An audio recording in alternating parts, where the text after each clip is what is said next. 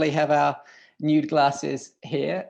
Cheers. It's 6 p.m. here in London, and welcome to this webinar as part of the World of Fine Wine's World Best Wine List Awards 2021.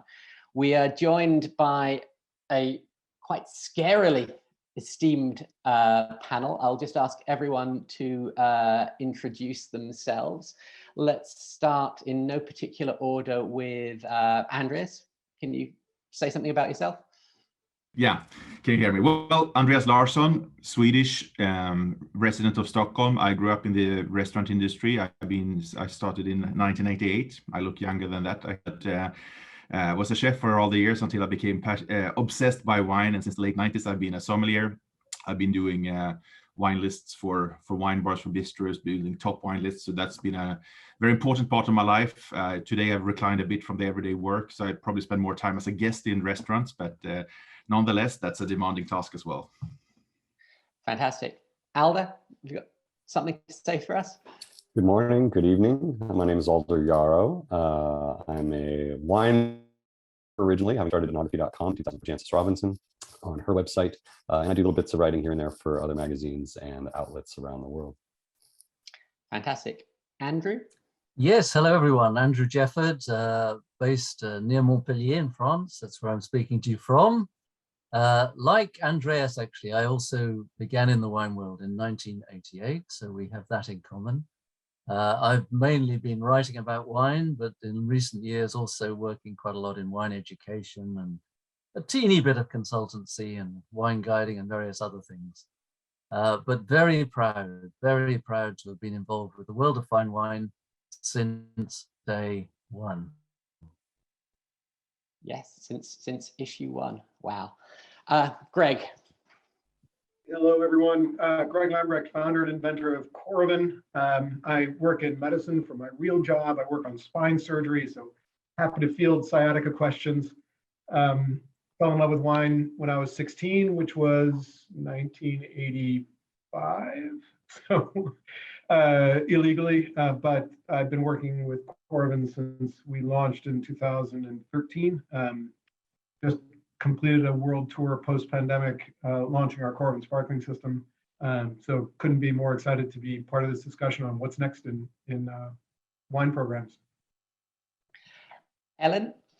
Hi, everyone. I'm Aileen McCoy. I'm the global wine critic for Bloomberg News and also the US editor for a podcast called The Wine Conversation. I've been writing about wine for a very long time. Probably the book I'm best known for is my book about Robert Parker, the Emperor of Wine. And I'm very proud to be a contributor to the World of Fine Wine and have been a judge since the beginning of the Wine List Awards. So it's great to be here, and thank you, Francis. And Po-Trung? Yes, let's start over again. I'm Chung Po-Tiong, Chung being the family name. And I have my website, which is myname.com. I'm trying to break into Instagram, and my 14-year-old daughter is my consultant for that. She gives me the most wonderful advice on what to do, what not to do. It's a tug of war for us. I've been consultant to Singapore's largest supermarket chain for the last 20 years. That's NTUC, FairPrice, Finest. And I was inspired to start writing about wines at university because of this wonderful book Hugh Johnson wrote called Wine. I think till this day, it's the finest book in the English language written about wine. And it's been a great honor for me to be involved, as with so many of you, since the beginning, judging this very important competition. And with Hugh, of course, having started the World of Fine Wine. Fantastic, thank you. We have sad apologies from James Tidwell, MS, in Dallas. Unfortunately, there was a TechSom crisis that needed his full attention tonight, but he's with us in spirit, and I do recommend everyone looks up the Texom conference that I think is in the 13th, 14th of November this year. It's very exciting that it's going back to an in-person event. Now, we're not quite at the end of the pandemic. That we are having all of these events as online events, I think says we're not quite there yet, but it is a very good time, I think, to look forward, to see what's going to happen next. What are the trends that we already see? What do we think the world's best wine list in 2041, in 20 years' time, is going to look like? Now, this is probably being a little bit unsporting, but a book, Po Chong's spoken a lot about Hugh Johnson's formative influence on him. One of the books that very much shaped my early years with wine and in the wine industry was Andrew Jefford's The New France. Now that was probably what, 2002? Andrew, when I look at that book now, I can see all of the trends of the next of the 20 years we've just had are there. And if I'd really understood the book properly, I would have not been entirely unsurprised by how those 20 years have panned out. What have you seen in judging these wine list awards that suggest to you, what are the trends that you see in wine lists at the moment? Okay, well, very kind of you to reference that book, Francis. I can't actually claim to be as prescient as you make me out to be, but I just tried to cover the scene as I saw it at the time and pick up on the excitement that was happening. I think the thing I've really noticed this year, looking through all the wine lists, is I guess a sense of diversity, a sense of actual creativity about wine lists, a sort of desire to give wine lists some personality, perhaps to make them into things of beauty in their own right, or to sometimes to pass on, statements about the restaurant's ethical stance. And I'm really happy to see that. I mean, of course, every wine list has a basic job to do. It's there to tell the diner exactly what the restaurant has to offer. But when you think about a wine list, it's also a very important part of the restaurant's personality. It's something that can be sent out in advance, for example, to the people that are going to come to the restaurant. It is the major sort of document that the restaurant has. It's its textual presence in the world is the wine list. So I think, sommelier and wine list creators are beginning to realize that now. And we certainly noticed, I think, well, we'll see what my fellow judges say, but I certainly noticed that sense of personality coming out, that sense of the wine list being a passport and an identity document for the restaurant. To me, that was very exciting. Obviously, we've come through COVID, so that means, financial difficulties, both for diners and for restaurants, and perhaps value and a sort of lack of pretension were the things that came through from the particular trauma we all lived through. And maybe to a sort of an increased sense of championing of small growers. I think that was something else that came out quite a lot over big names, very noticeable, for example, in the sparkling wine sections, very often in the champagne section. And perhaps going along with what I said first of all about the increased sense of personality, perhaps there is a negative side to that, which is particularly with smaller lists, a sort of lack of balance, a desire to make your list a statement and therefore to make sure that your statement is very clear and understood. And that's something I'm perhaps a little less happy to see, those wine lists that have, 30 wines from the Jura and nothing from Bordeaux. Well, that's fine. That's what you're into. That's great. But, there may be a diner who comes in and wants a bottle of Bordeaux after all too, and they should be made to feel welcome. But that's a sort of a minor caveat, really. And as I say, this whole sense of increased creativity is, I think, the thing that I noticed most and that excited me most, and that I really hope to see developed in the years ahead. That's fascinating. I entirely agree with you about that diversity and creativity. Andreas, I think of everyone sitting on this panel, you have probably the most experience actually writing lists. What did you feel about the trends we saw this year? Well, first of all, it's when we speak about predicting how a list will look in the future, I was always very reluctant to join seminars and panels speaking about the future because I have no bloody clue. I think, you know, if I look back 20 years, I mean, since I started in the business, everyone said, well, tomorrow we'll see wines will be lighter, less oak, less alcohol. We don't see that. We see some wines, some people are choosing to do that, but no one predicted that we will see, you know, plenty of natural wines in wine list. If I would have said 20 years ago, oh, people will enjoy pet nat, what the hell is pet nat? So I think it's very difficult to predict the future. Nonetheless, I think in these lists we've seen there's a great diversity. There's as Andrew pointed out, we can see the restaurant's personality. And I mean, there's really no right way of doing a wine list, as long as you can read it and it's some kind of structure in terms of which regions are we speaking about and so forth. But there's great diversity. We see the personality in these lists, and it makes me it makes my mouth water very often when I look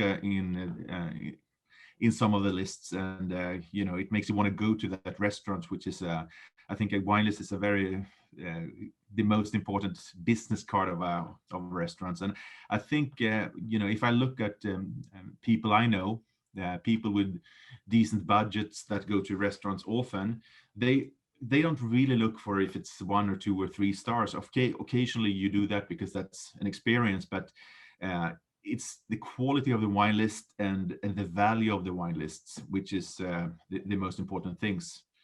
So and I suppose people, you know, when you go out very often, you know, food will remain food. It's super important. It's probably the most important thing for a restaurant. But I think the clientele that are interested in wine, readers of the World of Fine Wine, for instance, to them, you know, rather a 1 star with an amazing wine list than a 3 star with an overpriced and boring wine list.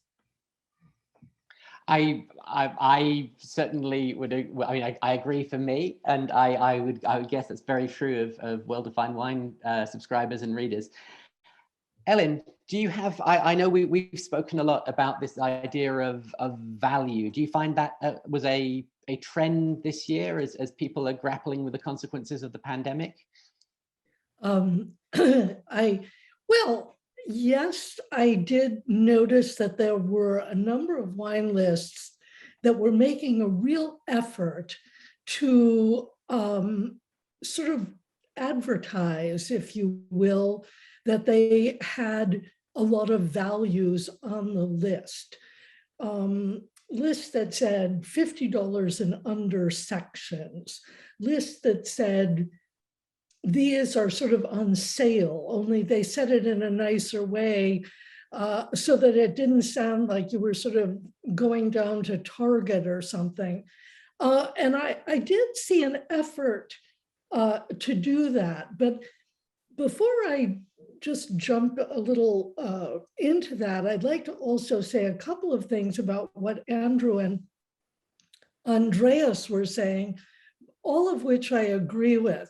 But I also think that over the years that we've done the wine list awards, that you also see more micro lists, more interesting short lists, that the trend has been that it's possible to have diversity and interest, whether you have an incredibly deep list that's this fat, or you have one that has 100 wines on it.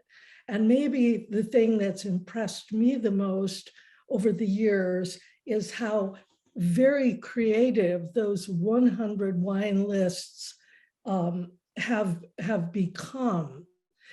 I think the whole idea of value, though, is one that I would like to see continue in the future to be even more dramatic, if you will. I'd like to see more wine lists of the future that where it's very, very clear that the wines on the list do not cost 5 times what they cost in a retail store, which still exists. So although I think the pandemic forced people into making certain kinds of concessions in terms of what they charge for wines, I also think there's a long way to go for a lot of the bigger restaurants, the Michelin-starred restaurants, to go in terms of offering serious value. Po Chung, I know this is something that you hold, an issue you hold very close to your heart. Well, for me, I think it's very important that all restaurateurs should feel shocked if any of their customers come into a restaurant and not order wine. They would be, I think, equally shocked if some people go to a restaurant and don't order food. So why don't they feel the same way about if someone doesn't order wines, unless it's for a religious reason? We have seen in Asia, certainly in Singapore, that because of COVID, people actually ordered more expensive wine because they didn't go on holidays, they didn't spend their extra cash on other things, it was locked down. So restaurants, until they were closed down, or allowed only maximum 2 diners to a table, and then subsequently 5 and 8, and then went back to 2. People actually ordered more expensive wines. I agree with Andrew when he said that it's nice to see sommeliers being creative and pushing their personality to the fore. But at the same time, as Andrew also rightly warned, is the wine to serve the restaurant, the sommelier, or is it to serve the customers? So I would like to see wine lists where the personality comes across, and at the same time, there's enough choice for people who might not be so into maybe a region, a style of wine, because ultimately a wine list is for the consumer. Now, I think that's something I very much wanted to touch upon. Each restaurant serves its own community. And I think one of the biggest challenge of critics of anything is when you encounter something that's not serving a community of which you're part. I always think of music criticism here. It's those kids and their music today, Tish. And there is a certain generation of wine critic who writes something really quite similar. And I think when we do see, I think that sort of, there is a generation, you can get a sense, you can read these lists and you can really get a sense of what the community is that they're trying to serve, and is it something which is for affluent boomers? Is it something that is targeted at perhaps a slightly younger audience? And I think I was very, very curious to see what people thought. We live in the developed world with this astonishing and growing wealth disparity across generations. And I mean, boomers have driven the modern globalization and the modern prosperity of the wine industry. It's not without reason that sort of 1990, 1989 is probably the first modern vintage in many regions. Millennial drinking culture, on the other hand, is, I think, still shaped by the impact of the financial crisis in 2008, and that together has also shaped a lot of the things about natural wine and the culture surrounding that. And I think that the pandemic's having a very similar effect. So what's a luxury restaurant going to look like in the next 20 years? Are they going to be targeting the same people that they've been targeting for the last 40 years? I don't know, Alder, the Bay Area seems to have this all sort of 20 years before the rest of us. So what's your dispatch from the future? Well, I don't think I can truly claim to be living in the future purely by my geographical location. I think one of the things that we've seen in the, just sort of as we're coming out of this pandemic, for those of us who might have been seeking a table reservation for a special occasion, you can't get a table at the top restaurants in the Bay Area right now, weeks, even months out. So people are back to spending big money on restaurants and dining out now that it's possible again. And that, I think, is always going to be true, right? The upper echelons of restaurants are always going to have the wealthiest people willing to fill them up. There's a limited capacity and scarcity of those tables. And so the question is are the people that have the money going to be different? Well, not for a while. If you look at demographics and earning power across generations, the boomers, still rule in terms of disposable wealth to spend on those kinds of luxury experiences. And I'm not in the business of selling wine or in restaurants, and so I certainly couldn't possibly give advice or presume to know what the right strategy is for somebody in that position. But to me, it seems a pretty safe bet that the boomers and then the Gen X behind them, as they increase their savings and assets, will be wanting to go to those same kinds of luxury experiences. So I don't see that kind of the top end of dining and the wine lists that go along with it changing all that much. That's fascinating. I think I've been struck by the diversity of the lists in some of those places where there are perhaps younger clientele with significant disposable income. Particularly, I'm thinking of some of the sort of Northern Californian lists that we've seen, where you have the sort of or even perhaps, Andreas, some of those Scandinavian lists. I'm not sure if that's driven by the demographics, but the idea that you can be a 3-star Michelin and have a relatively natural leaning, for want of a better word, wine list. I'm sorry, was that directed at me? It was sorry. Okay. I'm looking straight at you on my screen, but we don't yet have the proper technology for that. Yeah, Alder. Yes, well, certainly, don't take my comments to mean that people who go to the most expensive 3-star Michelin restaurants have always wanted to drink Bordeaux and will always want to drink Bordeaux. Not in the slightest. There are certainly trends happening in the wine world with regards to interest in off the beaten path countries, off the beaten path grape varieties. As I think I can't remember who pointed it out, but we saw pet nats like in their own categories on lists for the first time really this year. The numbers of wine lists that continue to pop up with orange wines as their own category continue to increase, both sort of at inexpensive restaurants and at expensive restaurants. So we definitely are seeing we're seeing shifting and broadening in the diversity of the wines that the smallest wine lists and the largest wine lists are offering. And I think that goes very much in line with the shifting diversity and interest in the wine community as a whole. I think, however, while some portion of those wine lists are getting traded out for newer, fresher things that are going to appeal to people, who are on the cutting edge of wine, I think we saw in a lot of, and continue to see in a lot of the biggest wine lists for the largest and most expensive restaurants in the world, a pretty solid foundation of the same wines that they've always served, and there's going to be for a long time a clientele for those wines.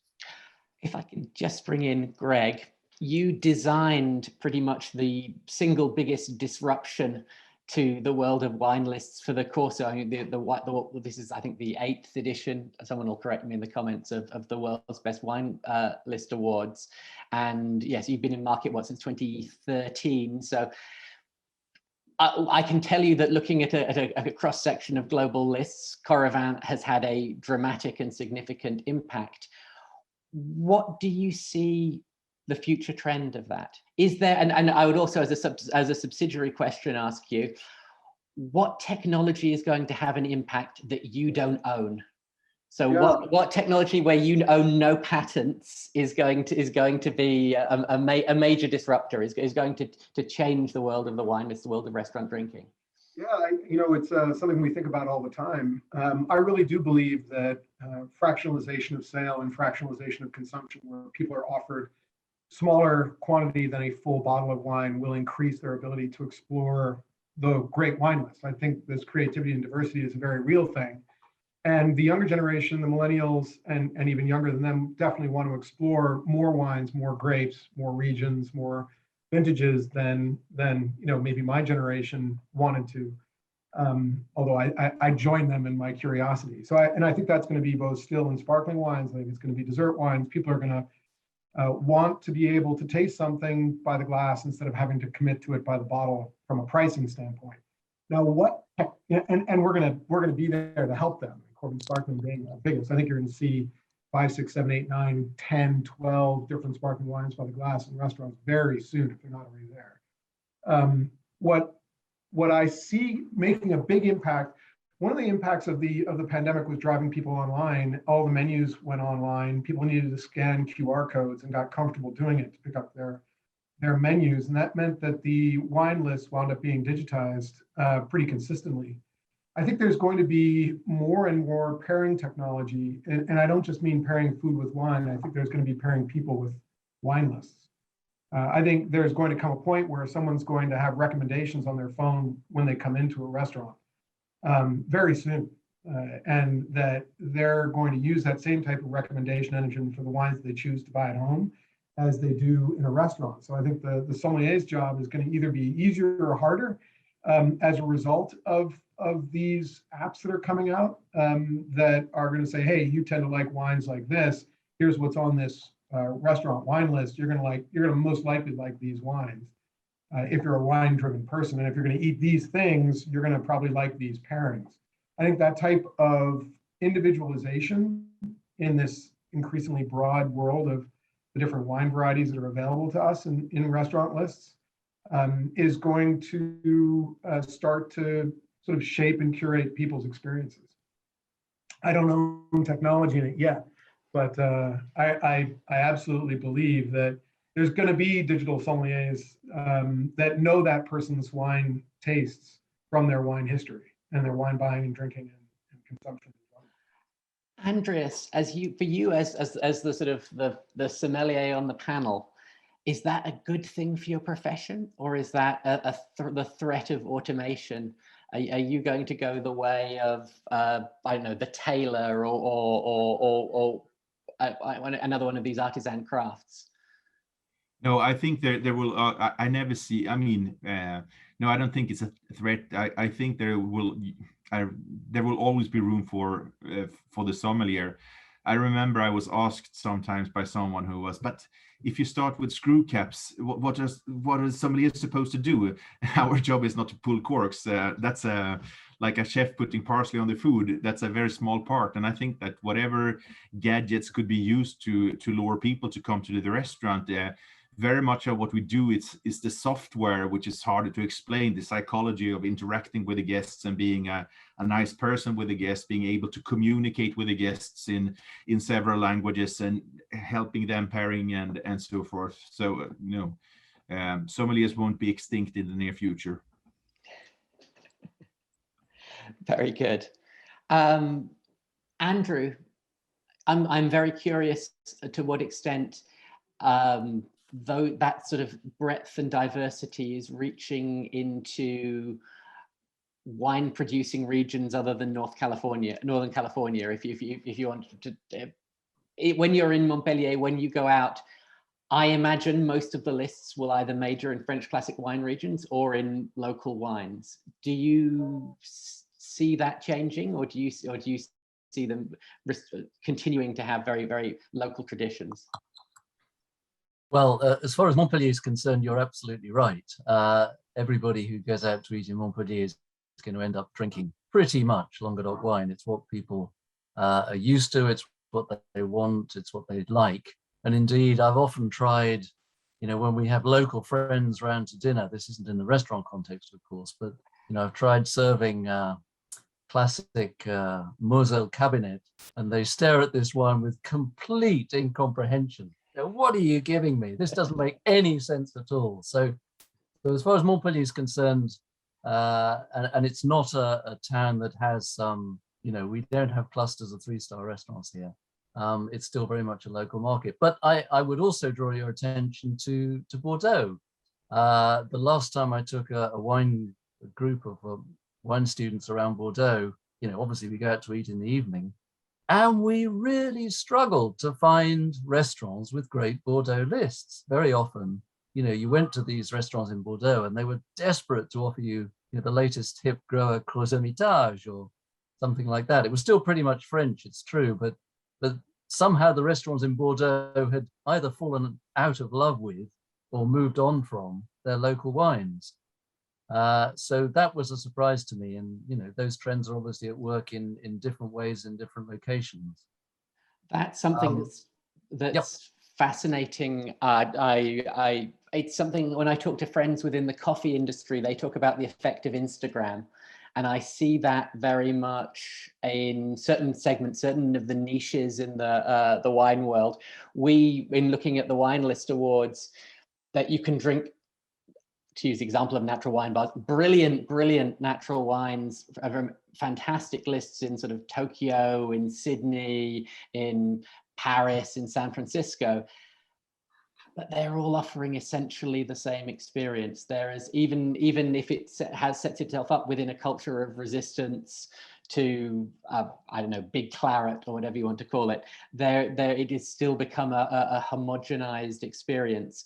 I am very curious, and I wonder, perhaps, Greg, you might have the best perspective on this, about where are the really unique new drinking cultures going to come from? This is why I'm always really super excited by the best wine list within a region category within the awards, because those are the restaurants really doing something different. Those are the restaurants that are telling the story of their wine regions. Greg, you just finished a global tour to launch your sparkling wine Coravin. What's the exciting, what are the new cool kids? What are the really genuinely unique global wine drinking cultures we should get excited about? Wow, tough question. China is producing some really amazing wines in the Ningxia. And when you go to China, in Shanghai in particular, they've got the broadest interest in wine. They'll drink anything from anywhere, and their Chinese lists are quite extensive now and very, very good. They're not just copying Bordeaux. Now they're going off on their own and becoming experts in their own great focus, their own terroir focus, from the Shangri-La region to the Ningxia Valley. It's fascinating. I haven't been able to get back there since the pandemic, but they're really remarkable. I think South America continues to just accelerate and make better and better wines. The Syrahs from South America are some of the most interesting, lovely wines. I don't know if they're cool kids anymore. Well, no, it's interesting that it's getting the sense of who the cool kids wine producers is a slightly different thing from getting a sense of what a cool kids wine list will look like. Yeah. Oh boy, cool kids wine list. It's a tough one. I mean, some of the ones that I love are the ones who are agnostic as to the source of the wine. So their variety is great. And they are willing to fractionalize the sale and do some pretty crazy things. Offering not only expensive wines by the glass, but very inexpensive, but very interesting wines by the glass. And the places where I see that, London is really a capital of wine diversity and where you can drink almost anything. Hong Kong is another where you can drink anything because they're agnostic. I find that when you've got great wines produced in one particular culture, in one region, they tend to stay with their wines. So the French tend to stay with the French wines. The Germans tend to stay with German, Austrian, and Italian. The Italians stay with Italian wine because they have so much great Italian wine. But I love when a culture is just sort of open-minded to the grape and the wine and the region that it's from, and they're willing to offer any of it by the glass or by the bottle. And I don't know if there are cool kids on the block, but London has that insane variety, and it's fantastic. I think it's interesting what you say about essentially cities that are wine business hubs rather than necessarily wine. My friends in the English wine industry will criticize me for this, but aren't really yet wine production hubs. Po Chung, in terms of a global entrepot, Singapore is pretty much as global as one can get. Do you see something very similar locally? Yes. If you don't produce wine, you tend to drink, everything. Once you start producing wine, it's only natural that you turn to your immediate resources. So regions drinking their own wines, it's a bit like if you go to Parma, you expect to have Parma ham, you don't find Iberico in the average restaurant. So that's quite normal. In Singapore and Hong Kong, as Greg rightly pointed out, anything goes.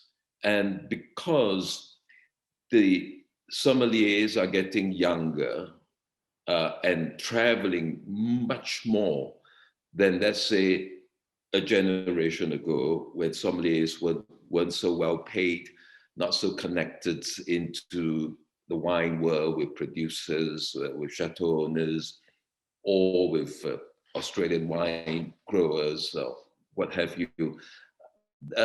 You find much more adventurous wine list. People are willing to try unusual, even if it's Bordeaux, they're willing to try a smaller producer, a lesser known region or a satellite in Saint-Emilion or Castillon. So young people are changing the scene everywhere. It's the same with art collectors. It's quite hard these days actually to sell an old master than to sell something younger. I mean, it's easier to sell a Francis Bacon or even Hockney, who now has David Hockney, who has an exhibition up in Normandy. And very soon, I think Banksy, one of his works, is going to be shredded and going to be sold at auction. So these are these young people, very wealthy people, obviously, trying new things. Art for them is not just the old masters.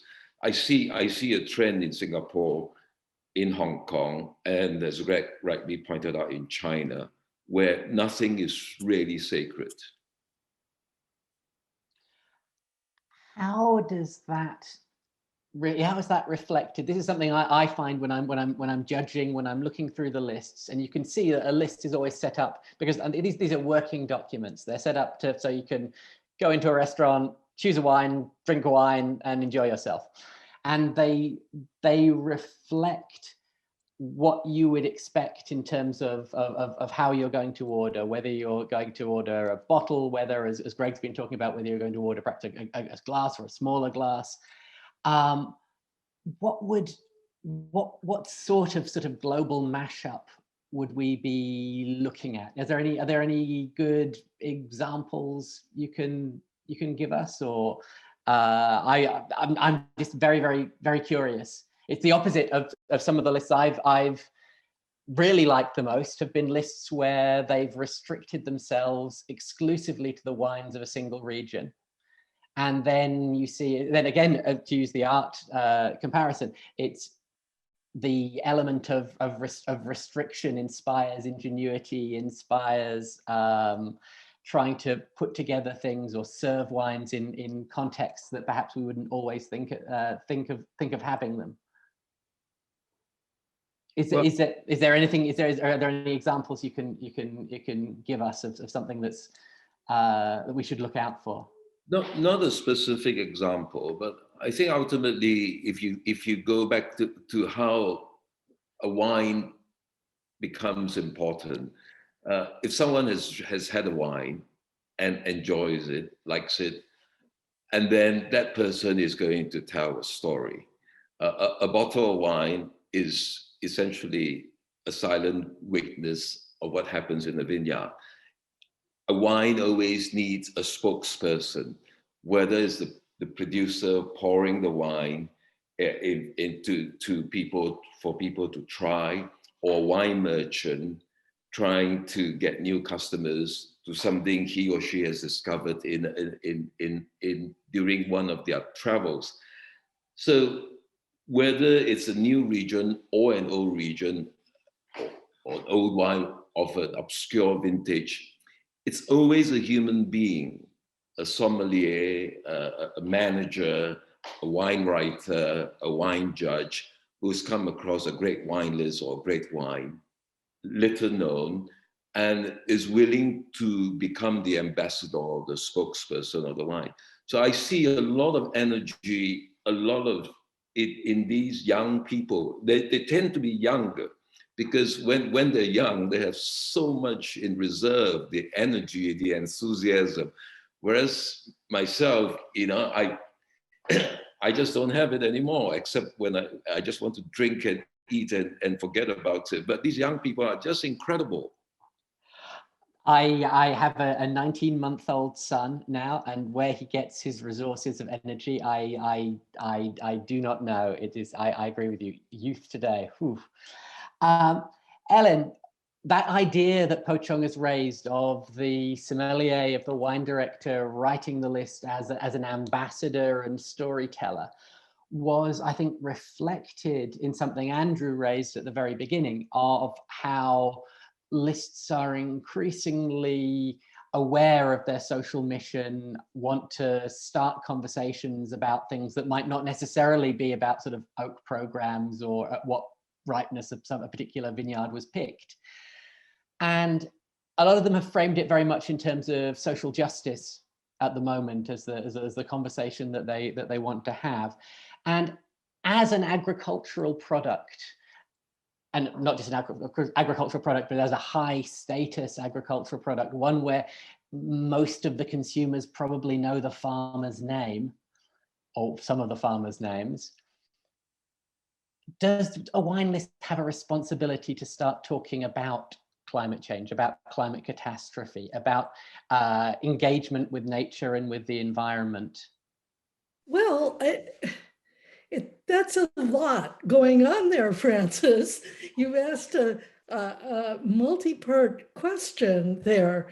So the first thing I would say is, I don't think the first thing that happens when you walk into a restaurant and the sommelier comes over to talk to you is that they should start a conversation with you about climate change. But I think they start a conversation with you about climate change just on the basis of what are the wines that they have chosen on their wine list. I think personally that one of the ideas that you brought forth, Francis, about the idea of some of the wine lists that were the most intriguing were the ones that were centered in a particular location. And they saw their role, and if you will, their storytelling about the wines on their list to be about their own region and the local cuisine and tell that kind of story. That actually is a very good climate change story, because we all know that if you ship wines around the world the way they're shipped now, that unless a lot of wineries start changing the way the bottles that they use, there's a big carbon footprint there. So one statement about climate change is simply that you choose to have wines that come from within a 50-mile radius, 100-mile radius, and you don't try to be a restaurant somewhere in, say, I don't know, New Zealand or China that is relying on Bordeaux or relying on California, but instead is relying on the wines that you can get easily and without stressing the planet too much. So I think that's one thing. And there could even be on the wine list itself, we have chosen this for these reasons. Whether wine lists will go to the point where they're telling you the carbon footprint of a wine that you order on the list so that you can say, oh, I'm not going to order that. Look at how, oh my God, look at what the carbon footprint of this wine is. I better choose this other wine that has a much less of a carbon footprint. I don't see that happening anytime soon, quite honestly. But oh, sorry. Oh, is that the effect of essentially a walled garden, that your role when you're writing one of these lists is to create something where your consumer can only make virtuous choices? Right, right. Well, there's that too.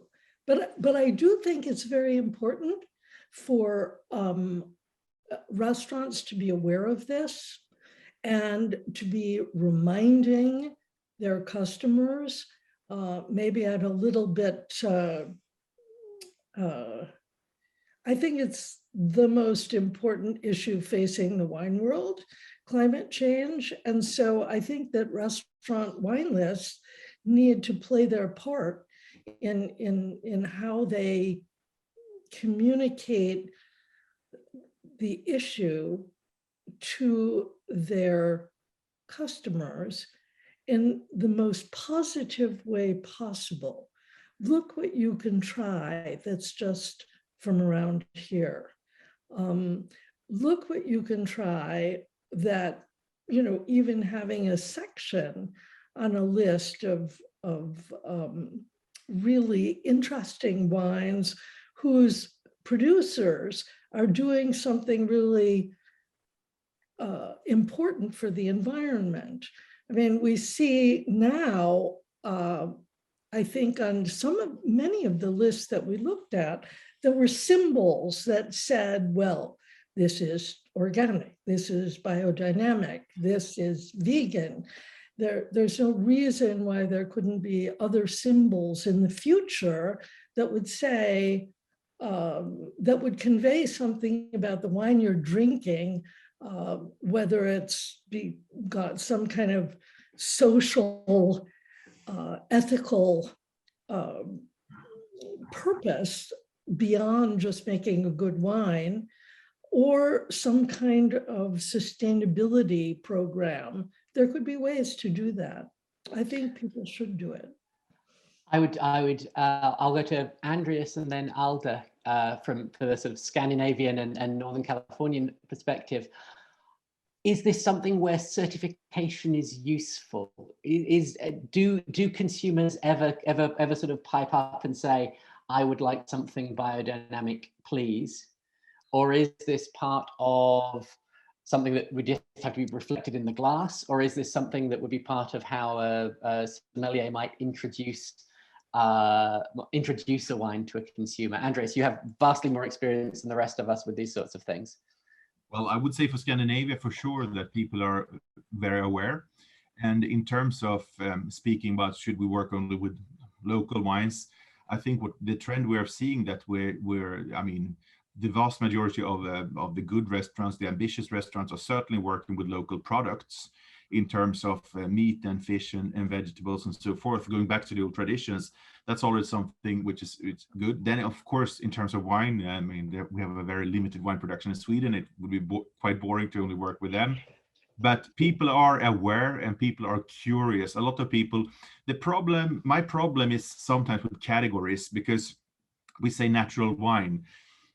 There's still no definition of a natural wine. To some people, a natural wine means it's an organic wine or a biodynamic wine. To some people, they want it to be on the funky side with, you know, characters that other people wouldn't be so tempted about. So, but nonetheless, I always said that I would work in a nice place of the world, because I did have very open-minded consumers willing to try new things. And so I think that's very much of, I mean, if I look at, it doesn't concern the restaurant business so much, but well, a little bit, because in terms of importation, and we've seen much more lightweight bottles. That's not the only solution, because I had this discussion with a good friend who bottles in quite heavy bottles, and he was criticized by a famous journalist for that. But then he said, listen, I'm biodynamic. I have living soils. They consume twice the amount of carbon that that trees do. So it's not only about, you know, it's difficult to pinpoint the exact things. I think we're very much going in the right direction. And, you know, speaking about the social justice and so forth, I suppose to some people, even going to a restaurant and eat and drink and enjoy is not a good thing, because some people, they can't afford a bowl of rice a day. So yeah, I'm not the right person to discuss these issues perhaps, but Alder, does a Californian consumer care about certifications? Do they want to have the story from the sommelier? Do they want a symbol on the wine list? I think people are very much starting to key into and begin to focus on very conscious, very deliberate drinking. You know, San Francisco is known as you know, as a sort of location and capital of sort of forward thinking and social awareness and justice. And so you're seeing things like fair trade, like organic, like biodynamic, you know, female winemakers, local producers, lots of little flags show up on wine lists and wines as they are on restaurant menus. You know, I think people often are choosing to dine at restaurants that have made, you know, as an entirety their focus to you know, to work with local purveyors, to pay their staff you know, better than a living wage. And so I think there's a lot of consciousness that's coming into the way that people are eating and drinking.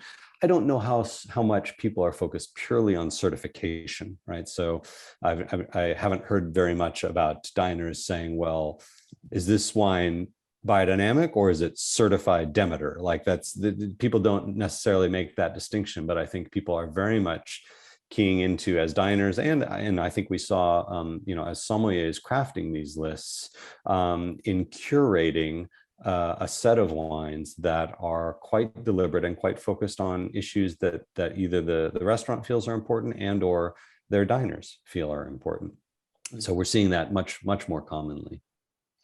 Andrew, when I talked to the people at the European Commission, this is admittedly was pre-Brexit, when they could worry about things to do with certifications of authenticity, they had a broadly sort of Treaty of Westphalia sort of approach to which European countries valued which certifications. And sort of Protestant Northern Europe values organics, and Southern Europe values some sort of statement of authenticity, probably a PDO, something along that sort of AOP sort of framework. Do you see that in Montpellier when you're out and about? And does it behave like a Southern European country, and someone, a consumer, would be much more concerned with it being the authentic PDO product rather than necessarily with it being certified organic or biodynamic or any of these other sorts of things? Actually, not at all. And there's quite a simple reason for that. The whole edifice of PDOs and origins is intellectually enormously challenging, whereas biodynamic organic, that's pretty easy. And in fact, the French consumer in general is very concerned with biodynamics and organics. Not so much biodynamics in for most people. Perhaps for wine enthusiasts, yeah, biodynamics. But organics, you know, sells very well. There are organic specialists everywhere, and people are beginning to look for those kind of things on wine lists too. So I would say I wouldn't really buy into the kind of the northern, southern, the Protestant Catholic Treaty of Westphalia view of these things. Greek Orthodox as well. I think when you look at the EU records, a ridiculous quantity of the PDOs are actually for sort of specific heirloom Greek vegetables. But let's also, you know, people love authenticity. I mean, that is certainly true. But the problem with PDOs is that you need, as I said, a kind of edifice of knowledge. You need to be prepared to grapple and fight your way up that. But the sense that something has an origin, and that origin might be local, is a very powerful one. So if you can find some way of communicating that, I think that will always see you well.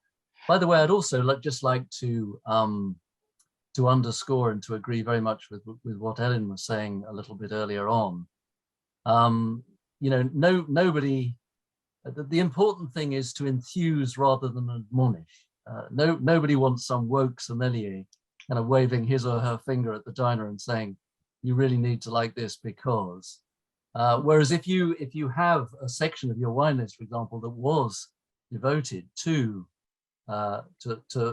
wines with a low carbon footprint, and as Greg alluded to earlier, you know, data analytics, artificial intelligence, you know, all of the advances that we're making with all of these kind of fields will make this kind of thing increasingly possible.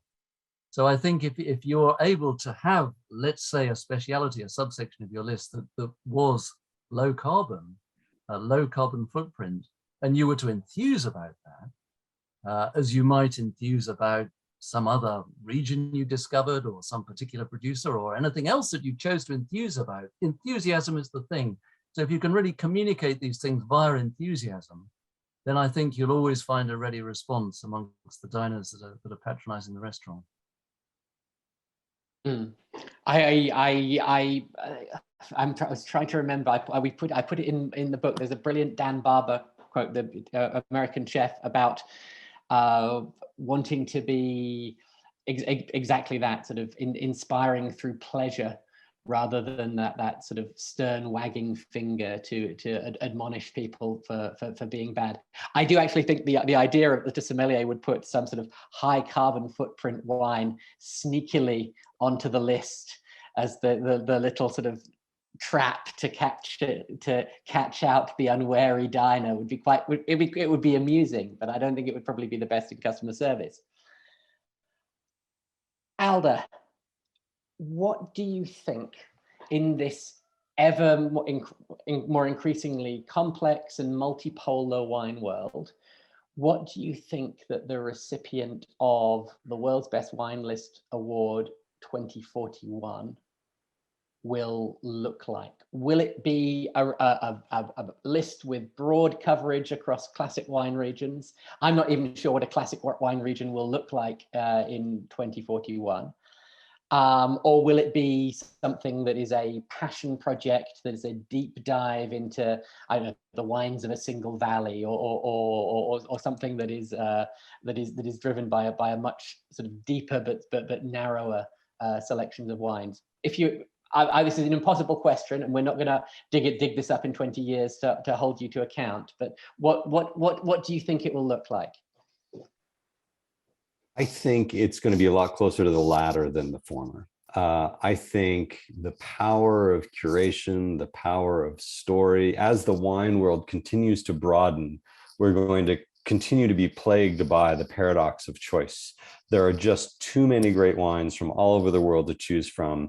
And I mean, how much bigger can the damn wine lists get? I mean, we've got wine lists that have 300 pages now. That's a certain value for a certain kind of diner. I revel in that sometimes, but I find myself gravitating towards, and I think there's incredible power in paring down that diversity to either highlight, you know, really that deep dive, as you say, okay, we're going to go all Val d'Aosta, you know, on a particular wine list or a particular region. But I think more importantly, a curation in a way that really matters for the diners, for the restaurant, for that particular sommelier and that wine program. And I think there are a lot of different ways to do this.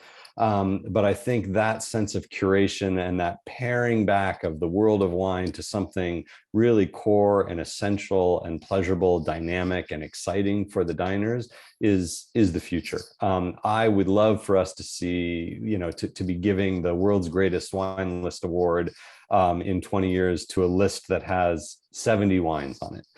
But that is the most carefully curated, interesting statement of great value wines, you know, that fit perfectly with what that restaurant is trying to do. You know, above, well, I have 37 vintages of Yquem and 90 vintages of Mouton Rothschild. I think the former is just so much more interesting. Greg, are you going to say the same thing, except they'll all be available as 5 centiliter pours? Bullseye. I think the variety that people care about will be the quantity that they can order rather than the variety. I think a curation is critical. When I was talking about these apps earlier about helping guide someone what to select off of a list, of course, that list is still curated by the sommelier. And that's the most important thing. And my strong belief is it's that ability to explore the list at your own volume and your own pace that will matter. In the end, a sommelier and a chef are trying to create a memorable experience. And you just don't want to be a forgotten restaurant. You don't want to be that meal you don't remember. You want to be the meal that you remember. And I think you do that by offering your own sort of intellectual curation of the list and of the food and the matching of the list to the food in some unique way. And then to be able to allow them to explore your list at their own pace. The same way that I explore my own cellar at my own pace, by the taste, by the glass, by the half bottle, by the full bottle, whatever it winds up being. There's no downside to variety and volume of consumption from a consumer standpoint, whether it's a glass or a half bottle. I think that variety is becoming less and less expensive, and there's no downside to it. And what really matters is the variety of the wines that you offer. And if you can narrow to provide focus for your consumer and their experience and create something memorable, I think more power to you. It's a little tough to look through a 300-page iPad list. Even for me, right, who cares about this kind of thing, I get daunted by it. But if you've got 50, 100 different wines, but they're all available by the glass or the half bottle or the full bottle, that's my thing. Ellen, what's your money on 2041? The 1,500-page list of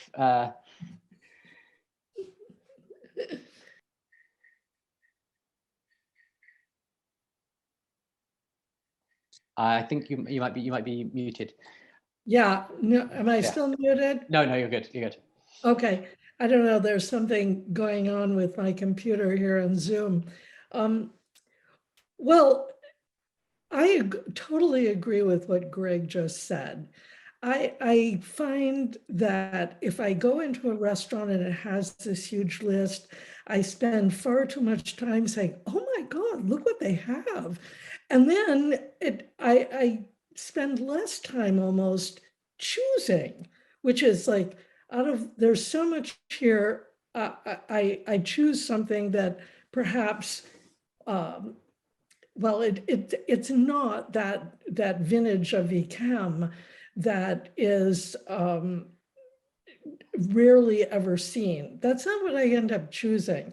But I think that there'll be more targeted experiences, by which I mean that instead of coming in and just seeing a wine list and a food menu, I think that there will be much more effort to create some kind of a greater idea of pairings, because I don't see that all that much on an awful lot of lists, but I think that people would appreciate that. Not pairings where you have a tasting menu and each course comes with a specific wine, but more of a sense to give people a way to make an experience that will be really interesting for them, but built into the actual wine list itself. And I hope that there is amazing diversity and that the diversity continues to be even greater than what we've seen so far. And again, I guess I'll end by just saying I agree very much with Alder, who said that he thinks that the future is these deep dives. Maybe there will be destination restaurants that will have 300-page lists that will be like cities, for example. There'll be a destination that you go to, but that the vast majority of restaurant wine lists will take that deep dive to offer something that's really their own. Andrew, the deep dive or the sort of Russian novel? What's the future? Well, I'm going to slightly sit on the fence here. You know, the Russian novel is always going to exist. There will always be wine lists that want to be War and Peace, and there will always be diners that want to go to such restaurants. You know, anybody who's worked in an expensive restaurant will know that people who go to expensive restaurants want to drink expensive bottles. They don't want to drink cheap bottles. They want all of that. So that will always exist. What I hope always exists is my own particular favorite kind of white list, which is really, you know, the great brasserie list on one very large, I don't know if you call it it's bigger than A3. It's a sort of big sheet they give you, a big stiff sheet, and it's got 70 wines all in tightly packed print. But every single subsection is covered there somewhere, and every single choice is fantastic. But then if I could finally sort of indulge in a little bit of sci-fi thinking, you know, maybe in the future, diners are going to go into restaurants and, okay, they're going to be given some kind of tablet or some kind of data device, and the sommelier hasn't got round to them. So they'll be able to speak to the wine list, and they can say whatever they want. You know, I want to have sea bass tonight. What's a good wine? Or, you know, I definitely want to drink something from Cowell, or, you know, whatever takes their fancy. And then the list will immediately respond. The list will be a sort of Alexa that will be able to respond to them, and will immediately throw up. And you can then say, I want 10 choices, or I want 5 choices, or I want 7 choices. And it will immediately give you that. So you have a sort of intelligent wine list. And I'm imagining, because technology races on so fast, that in 40 years, we will have something like that. Okay, you can still talk to the sommelier when he or she gets round to you. And I completely agree with, I think it was Andreas said earlier, that, you know, there is never going to be any substitute for human warmth, human welcome, the human virtues, the human being embodying hospitality. Those things are always going to be enormously important. But technology will also dazzle us, I'm sure, in 40 years, and perhaps that's the kind of way it'll do it.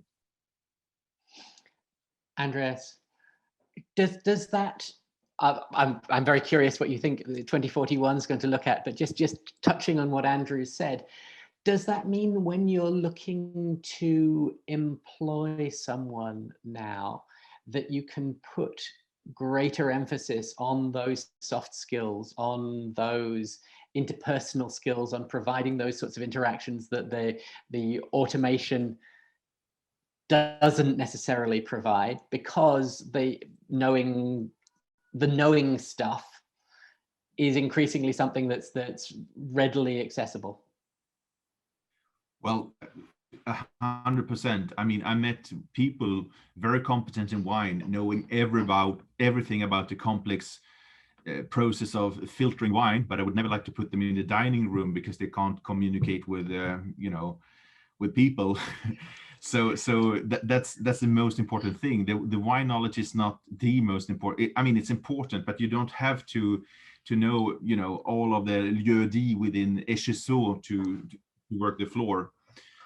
So I think those human skills are very, very difficult to define. You know, when people ask me many times about how to educate sommeliers, how to do this and that, well, you should speak to an actor. You should speak to a psychologist to know how you move, how you speak, how you sound, and how you know. So I think the interaction of having a good wine list, but even more importantly, having important skills, because in the end, the wine list is just a tool. Very few people look at it fully. They can have and then they ask for recommendations. I'd say that the wine list is probably like the orchestra without a conductor. And I suppose you know, as I said, I was always reluctant to predict the future because we have no clue in the end. I think we will see a diversification. We will see places without wine lists. We will see places with 20 wines, and we will see these Bibles. I have to confess, I'm still a nerd when it comes to those collections. I mean, there are fewer places having the opportunities to buy wine and to store wine but they will still be some, you know, like going to a museum more or less. Mm. No, I think that's a very nice way of putting it. I think that sort of sense of, oh, you went to the great place that can still store things, and here's what you've got, and you put it up on social media, and you feel terribly sophisticated, and isn't this a smart thing to do? You probably got a great bargain, and isn't this wonderful? We have Pochung. What do you think?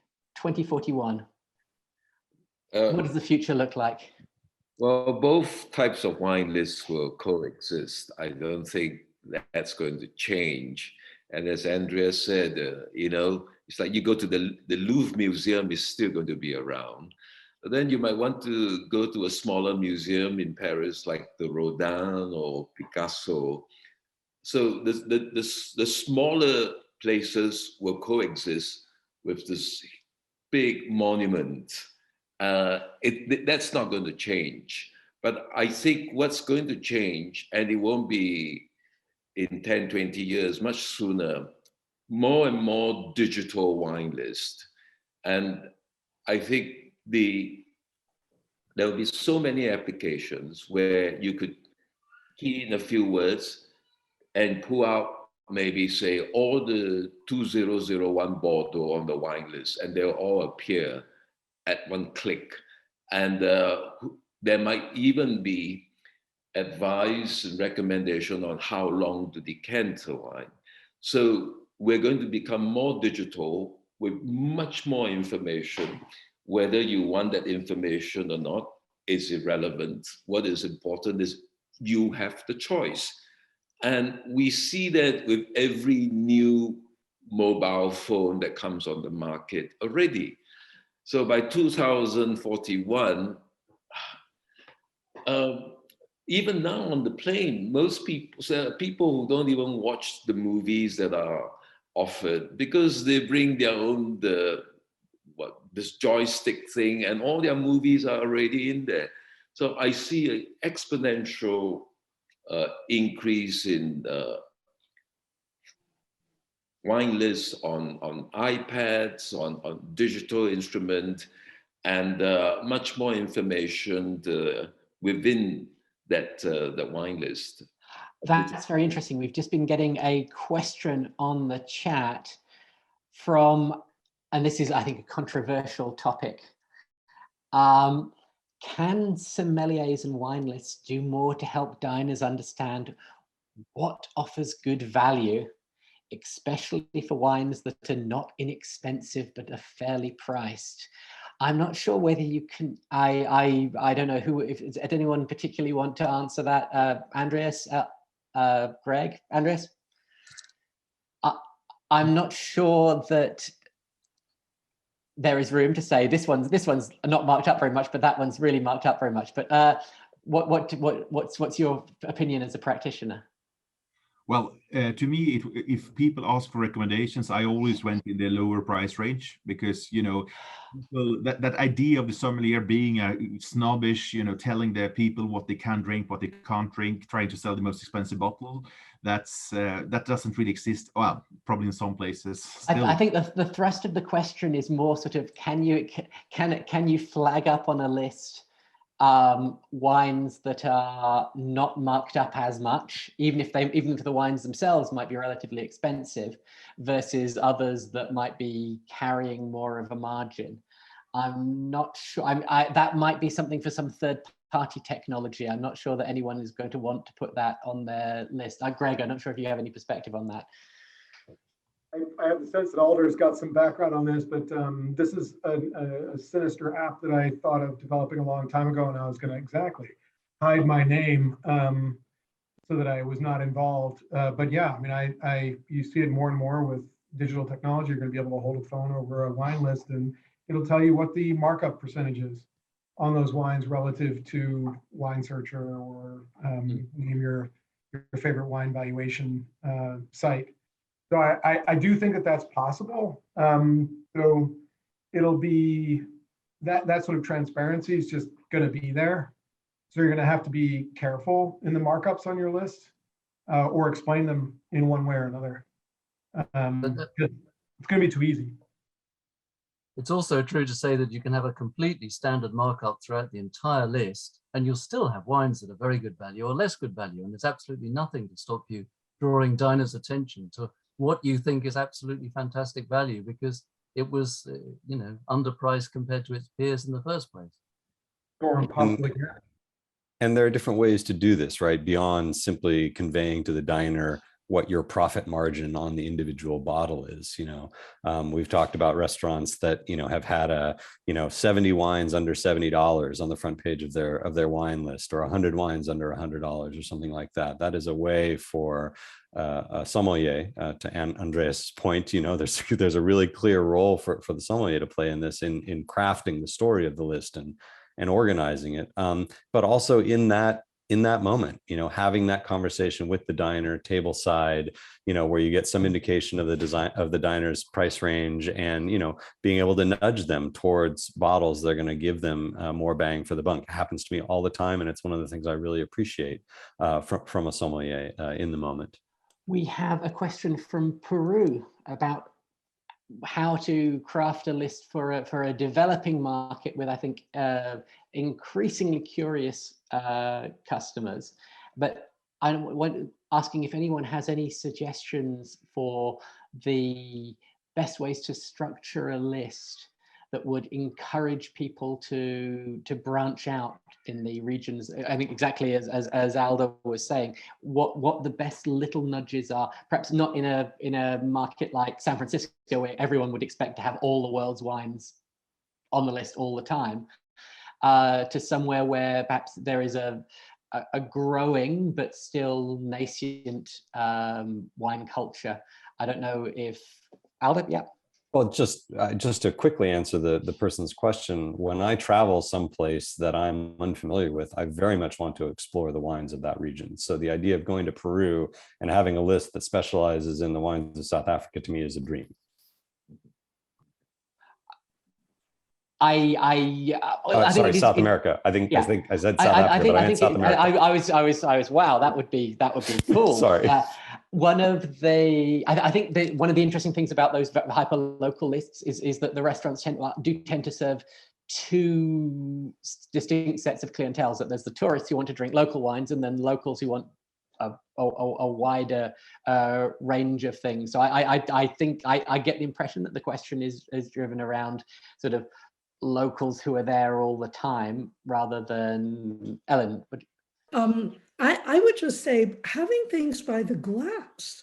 This is such a great way to introduce people to new wines, and to have special wines by the glass tonight, and rotate that list as often as possible, because people will try them if they're really delicious wines. They're going to come back and say, oh, I love that wine. Do you have something similar to it? Or what else could I try the next time on this list? And price them at a really, really good price, so that somebody is looking at trying something, but not having to invest a huge amount of money in it. Yeah, that sounds. I believe we have someone here who might have some technology that they are interested in encouraging you to experiment with. Well, thank you, everyone, for joining us for this discussion. I think we could pretty much go on all night. And thank you to our sponsors, to Nude Glasses. So, cheers, everyone. I didn't ambush everyone by asking them what exactly they had in their glass. And please do register and come and join us on 1st of November for the announcement of the winners of the 2021 World's Best Wine List Awards. Thank you very, very much.